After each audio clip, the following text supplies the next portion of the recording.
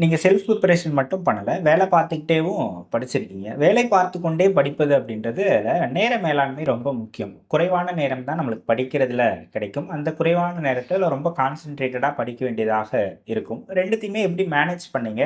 எப்படி உங்களுக்கு நேரத்த உருவாக்கிக்கிட்டீங்க படிக்கிறதுக்கு? அத பத்திலாம் சொல்லுங்க. ஓகே. இப்போ டிஎன்பிஎஸ்சி ப்ரிப்பரேஷன் இல்ல. ஜென்ரலா நீங்க காம்படிட்டிவ் எக்ஸாம்க்கு ப்ரிப்பேர் பண்ணணும் அப்டின்னாலே, டைம் மேனேஜ்மென்ட் ரொம்ப முக்கியமா இருக்கும். இப்போ நான் வந்து சொன்னேன், நான் காலேஜ் படிக்கிறப்பயே சிவில் சர்வீஸ் தான் சூஸ் பண்ண போறேன் அப்டின்னு சொல்லிட்டேன். நான் காலேஜ் முடிக்கிறப்போ கோவிட்-19ன்றதுனால அப்போ 1 வருஷம் வீட்ல இருக்கிற மாதிரி இருந்தது. 20லேருந்து 21. அப்போ வந்து எனக்கு என்னோட ரிலேட்டிவ் மூலமா ஒரு ஐடி ஜாப் ஆஃபரும் வந்துச்சு. அந்த டைம்ல என்னோட க்ளோஸ் ரிலேட்டிவ் அவங்க மூலமா ஒரு ஜாப் ஆஃபரும் வந்துச்சு. அப்போ உள்ள ஃபினான்ஷியல் சிச்சுவேஷனுக்கு நான் அந்த வேலைக்கு போகணும் அப்படின்னு தான் வீட்ல உள்ளவங்களும் எல்லாரும் விரும்புனாங்க. ஏன்னா எல்லாரும் லே ஆஃப் பண்ணிட்டு இருக்கிற டைம். வேலை கிடைக்கிறதே கஷ்டமா இருந்துச்சு. அப்போ வந்து அந்த வேலைய சூஸ் பண்ணாம இருக்கிறதுன்றது முட்டாள்தனமா தான் என்னோட சுத்தி உள்ள சமூகத்துல பார்க்கப்பட்டது. ஆனா நான் என்னோட மைண்ட்ல என்ன யோசிச்சேன் அப்படின்னா, ஒரு ஐடி ஜாபுக்கு போயிட்டா, கண்டிப்பா நம்ம திருப்பியும் சிவில் சர்வீசஸ் பிரிப்பரேஷனுக்கு வர்றது கஷ்டமா இருக்கும். இது 2மே வேற வேற ட்ராக்கு. அப்போ நம்ம இப்போதைக்கு இது வேணான்னு சொல்றது தான் சரியா இருக்கும் அப்படின்னு ஃபர்ஸ்ட் டெசிஷன் எடுத்தேன். அதுக்கப்புறம் ஓகே. ஆனா நம்ம வந்து ஒர்க் பண்ணிக்கிட்டே படிக்கணும். அதே சமயம் ப்ரிப்பரேஷனையும் பாதிக்கக்கூடாதுன்றதுனால, என்னோட பிளான் பிய கொஞ்சம் நான் நான் வந்து யோசிச்சு முடிவெடுத்தேன்னு சொல்லலாம்.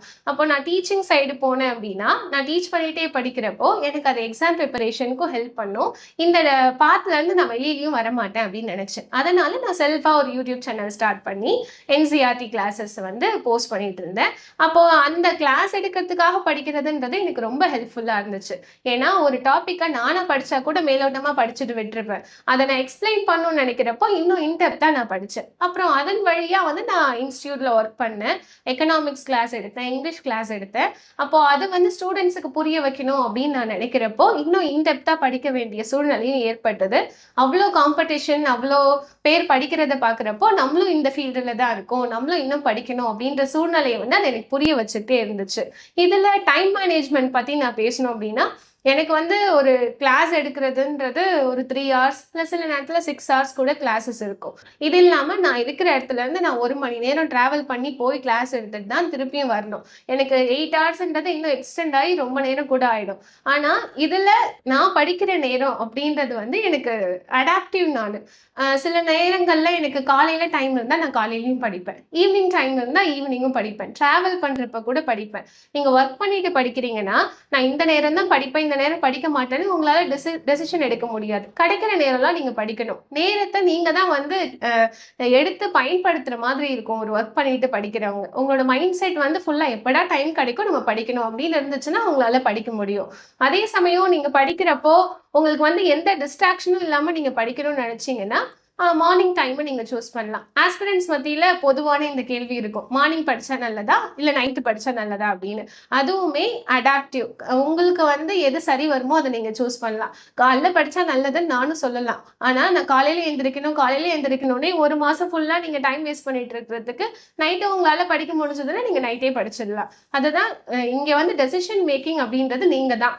இப்போ நான் இந்த மாதிரி ப்ரிப்பேர் பண்ணேன்னு நான் சொல்றேன். அதே மாதிரி உங்களுக்கு அது சரி வந்தா அந்த கான்செப்டை நீங்க எடுத்துக்கலாம்.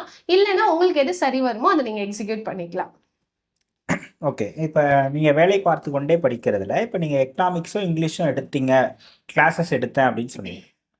கிளாஸஸ் எடுக்கிறதுக்காக அதில் கூடுதலாக நீங்கள் படிக்க வேண்டியதாக இருக்கும். இப்போ எக்கனாமிக்ஸும் இங்கிலீஷும் மட்டும் நம்மள சிலபஸில் இல்லை. இப்போ அதை தாண்டி மேக்ஸ் இருக்குது, பாலிட்டி படிக்கணும், ஹிஸ்ட்ரி படிக்கணும் அப்படின்னும்போது இதுக்கே நீங்கள் நிறைய நேரம் செலவு பண்ணுற மாதிரி இருக்கும் இல்லையா? அப்போ மற்ற சப்ஜெக்ட்ஸ் படிக்கிறதுக்கெலாம் நீங்கள் எப்படி நேரத்தை ஒதுக்கிக்கிட்டீங்க? ஓகே.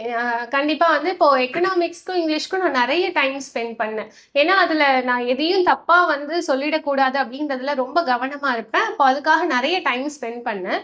அதே சமயம் இப்போ ஒரு கட்டத்துல எப்படின்னா, எக்கனாமிக்ஸ் எனக்கு போதுமான அளவுக்கு தெரிஞ்சது, இங்கிலீஷ் போதுமான அளவுக்கு தெரிஞ்சது. அதுக்கப்புறம் வந்து மத்த சப்ஜெக்ட்ஸுக்கு அதிகமான நேரத்த வந்து நான் கொடுக்க ஆரம்பிச்சேன்.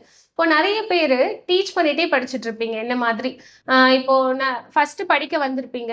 அதுக்கப்புறம் வந்து உங்களுக்கு எக்ஸாம் கிளியர் ஆயிருக்காது. ஆனா ஒரு சப்ஜெக்ட்ல நீங்க ரொம்ப ஸ்ட்ராங்கா இருக்கிறதுனால டீச் பண்ணிட்டே படிக்கலாம்னு முடிவு எடுத்திருப்பீங்க. ஆனா நீங்க ஒரு 2, 3 அட்டெம்ப்ட்டா உங்களுக்கு கிளியர் ஆகாம இருந்துகிட்டே இருக்கிறதுக்கு காரணம் என்னன்னா இதுதான். இப்போ நீங்க பாலிட்டி ஒரு அகாடமில எடுத்துட்டு இருக்கீங்கன்னா, உங்களுக்கு பாலிட்டி நல்லா தெரியும். ரொம்ப பெஸ்ட்டா நீங்க எடுப்பீங்க. ஆனா உங்களுக்கு மேத்ஸ் வந்து சால்வ் பண்றது கஷ்டமா இருக்கும்.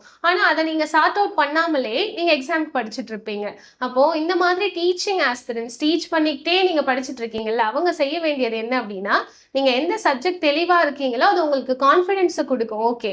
ஆனா அதே சமயம் எக்ஸாம் பெர்ஸ்பெக்டிவ்ல எல்லா சப்ஜெக்ட்லயுமே பேசிக்கான நாலேஜ் வேணும். அதுக்கான நேரத்த நம்ம தான் செலவிடணும். நான் அந்த மாதிரி டைம் ஸ்பெண்ட் பண்ணேன். எப்பயுமே என்னோட வீக்கர் ஏரியாஸ் என்னன்னு எனக்கு தெரியும். அத சரி பண்றதுக்காக நான் வொர்க் பண்ணியிருக்கேன். எனக்கு வந்து யூனிட் 6 அதாவது இப்போ தமிழ்நாடு பார்ட் வந்து எனக்கு கொஞ்சம் வீக்கர் தான். நான் பாலிட்டி, எக்கனாமி, இங்கிலீஷ், மேத்ஸ் எல்லாமே எனக்கு ஸ்ட்ராங்கர் ஏரியா. ஆனா அதே சமயம் தமிழ்நாடு பார்ட் வந்து எனக்கு கஷ்டமா தான் இருந்துச்சு. அப்போ அத எப்படி சரி பண்ணலான்னு உட்கார்ந்து ப்ரீவியஸ் இயர் கொஸ்டின் அனலைஸ் பண்ணி இந்த டாபிக் படிச்சா போதும் அப்படின்னு தெரிஞ்சதுனால அத மட்டும் நான் எக்ஸாம்க்காக ப்ரிப்பேர் பண்ணிக்கிட்டேன். அதே மாதிரி தான் உங்களுக்கும் சொல்றேன். நீங்க டீச் பண்ணிட்டே படிக்கிறீங்கன்னா அந்த சப்ஜெக்ட் மட்டும் போதாது. எல்லாத்துலயுமே பேசிக் நாலேஜ் உங்களுக்கு இருக்கணும். அப்பதான் எக்ஸாம் கிளியர் பண்ண முடியும்.